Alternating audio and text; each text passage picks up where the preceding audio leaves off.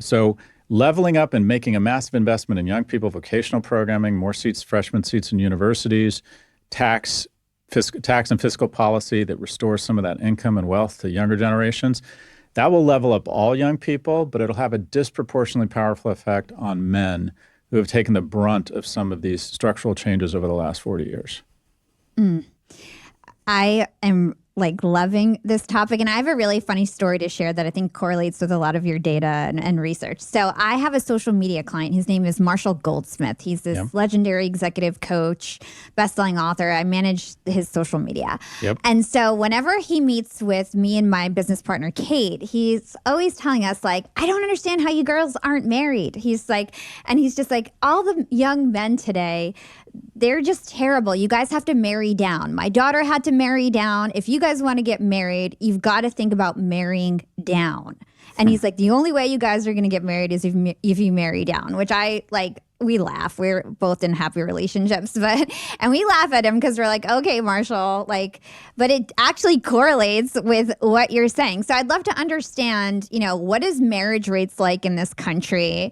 Are people getting married less? And how does that impact the economy and impact, society overall? Well, it depends on the cohort. Wealthy people, kind of middle income to upper income, their marriage rates are holding mostly strong. People having kids later in life are having fewer kids. So we could run into a birth dearth, which is bad for the economy, fewer people to support those Social Security payments. And another myth is overpopulation. It's time we just stop talking about it. And that is when you have a kid, that kid will take resources, maybe produce carbon, maybe eat meat or other crimes against humanity. But most likely that person, that kid, that baby girl or baby boy is going to come up with wonderful innovation that makes the world a better place.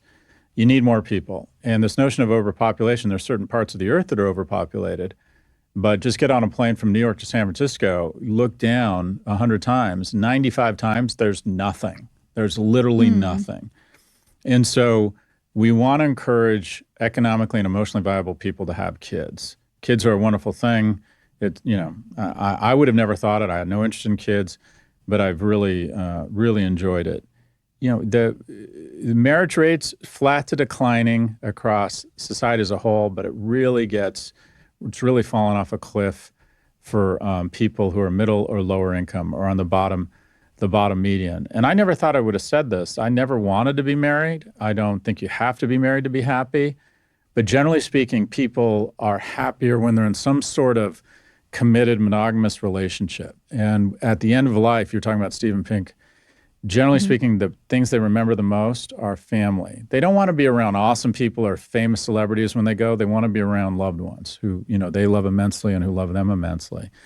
So the issue I see is I see a lot of young men who are becoming economically and emotionally unviable. They get excluded socially. They don't find a job. They don't make money. They don't get out. They don't develop social skills. They don't develop professional skills. And they, once they hit a certain point, they almost become kind of unviable. And also a romantic relationship is a great guardrail. Stop getting high every night. Get in shape. We make each other better. Spouses, boyfriends, girlfriends, friends, they motivate each other. They're competitive. And to compete is a Greek term that means to strive together, to make each other better. When the Olympic athletes were training, they found if they trained together, they made each other faster. And mates, friends, girlfriends, boyfriends, spouses, parents, they're great guardrails. And when you isolate young men who have that immature prefrontal cortex, and then they can find a reasonable facsimile of DOPA that you used to get through playing sports or from starting a business or from making money or from kissing someone for the first time. When you can get a reasonable facsimile of that DOPA hit on your phone or on your computer, it lowers your mojo to get out of the house, and those skills continue to atrophy. So, one of the things I tell young men, I coach a lot of young men, you have to get out of the house every day. You have to force yourself to meet strangers. You got to start making money. I don't care if you think it's below you. I don't think, work at a CVS, turn on DoorDash, turn on Uber, whatever it is. Get a taste for flesh. Start making money. Money's a wonderful thing. And the key to making more money is to make some money. Go up to a stranger, join a church group, a softball league, a writing group, a junior college class, whatever it is, and force yourself to approach strangers to express an interest in conversing with them, an interest in being their friend, and maybe, who knows, even an interest in a romantic relationship. There's nothing wrong with that. I do think men get a lot of mixed signals that approaching anybody is considered like dangerous, if you will. And I think some of the wonderful thing about men is that they're more aggressive. But aggressive doesn't have to mean anything resembling any sort of physical violence. It can mean initiating conversations. And the people I get the most feedback from, feminists don't like what I say, or a lot of feminists don't like what I say, although they're coming around to it. Some famous feminists have now acknowledged there's a real problem taking place with younger men. Young men sometimes resent it because they feel as if I'm calling them incels, and they've been stereotypes like, just because I'm an introvert doesn't mean I can't add value to society. That's fine. There's some fairness. By far, the cohort that is most supportive, hands down, are mothers who say, my daughter's killing it. She's at Penn. My other daughter's working in PR in Chicago, and my son's in the basement playing video games and vaping. We are losing an entire generation of men. And I think a lot of it comes down to a need to redefine masculinity such that men feel comfortable embracing their masculinity, and also recognizing that masculinity isn't just purely the domain of people born as males, that masculinity and femininity are both wonderful attributes that can be shared by men and women, but to re-embrace and celebrate what I'd call a modern or mature form of masculinity. But I think that your generation is suffering from a crisis of loneliness, a lack of connection to each other, and a lack of connection to the country. And those Japanese soldiers who went into the hills at the end of World War II accomplished nothing. Nothing great is accomplished alone. If you're spending a lot of time alone, you're not going to accomplish much.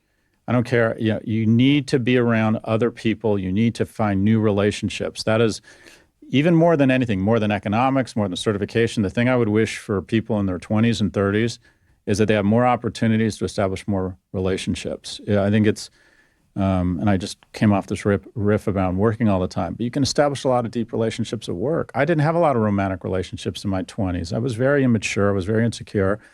But I had great relationships at work. I had great friendships. I, became very involved in my mom's well-being. So I always say that, kind of love is out there. What's difficult for women is that they're so unfairly judged through the lens of romantic relationship, their success or lack thereof, through one type of relationship. And you can't force that. Sometimes it happens, sometimes it doesn't. But you should always think, okay, how do I have really wonderful, productive relationships and make little investments every day? And some of that is forcing yourself into uncomfortable spots, initiating conversation with someone in the line at Starbucks, asking someone to coffee out at work, expressing admiration for someone and trying to establish a friendship. And because we spent so much time alone in the last 2.5 years, we think, I'd rather stay home and watch Netflix, or young men think, I'd rather stay home and play video games or trade on Robinhood or watch porn. No, you need to get out there. You need to get out there. Yeah.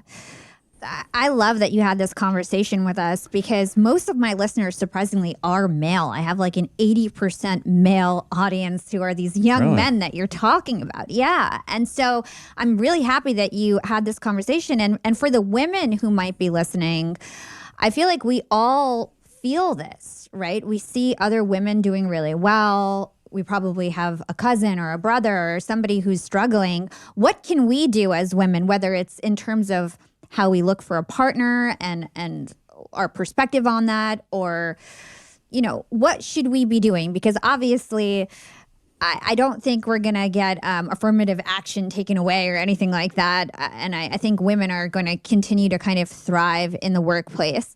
And the other thing I wanted to pick your brain about is the fact that leadership is still men, right? Politicians are still men, so there's still a lot of work to do. And so I just love to hear your thoughts on that. I know that was kind of rambling. I'll take that in reverse order. So there's been more. Yeah. The one thing all of our elected officials have in common is about 95 or 98% of them have college degrees. We've decided that kind of realistically is the logical criteria for who we want to lead our nation or make big decisions. But we're inherently very sexist as a culture when it comes to leadership and elected representatives. We've been graduating more women from college for 40 years than men, and yet only 28% of our elected officials are female. We conflate voice and height with leadership qualities. So show me a 4'10" woman with a high-pitched voice who's incredibly smart, incredibly hardworking, and hello, President of local school board. Show me a guy who's fairly smart, but tall and has a great voice. That guy's name is senator. So we need to educate early on what it is, what's required, what are the key components of being a good leader, and also help people modulate for that. We just instinctively think of leadership as being powerful, and we associate powerful with certain audio and visual sensations. So I think some of it is just education. The other thing is, I think you asked me for advice on women, younger women, and what I would say is that I don't want to say lower your standards. What I want to say is be open to the coffee or the second coffee. And that is, the problem with online dating is it's very two-dimensional. You see their looks, and then you make an assumption around their wealth.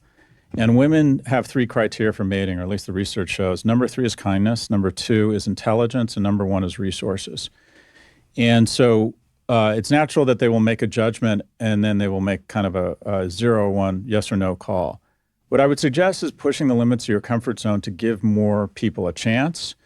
And if the date goes okay but not great, be open to a second date to see if it goes from okay to good and then maybe to great. Every long-term relationship I've had, I wouldn't have guessed at the beginning it was going to become a long-term relationship. And we live in such an economy where there's so much fluidity of opportunity that we end up never really pursuing opportunities to their potential. It's like, well, that wasn't great. That wasn't magic, so I'm back on the apps, or I'm just not interested, or I'd rather stay at home and watch Netflix and work. I think that there needs to be a meeting of the minds. I think men need to get their act together emotionally and economically. I think we just need better men. And part of that is more men my age need to take more of an interest in younger men and help mentor them. I think we just need better younger men. And what I would ask here, is that women think, okay, how can I be more open to exploring stuff and see if it might lead somewhere wonderful? Because the wonderful thing about human sexuality is it involves smell, it involves vibe, it involves humor, it involves seeing how that person behaves around their family. And I think a lot of people, especially women, will say, in the beginning, I didn't have that type of interest in this person, and it grew. Their criteria are more subtle and more what I'd call long-term. And we live in an economy and a society that discourages that type of long-term exploration.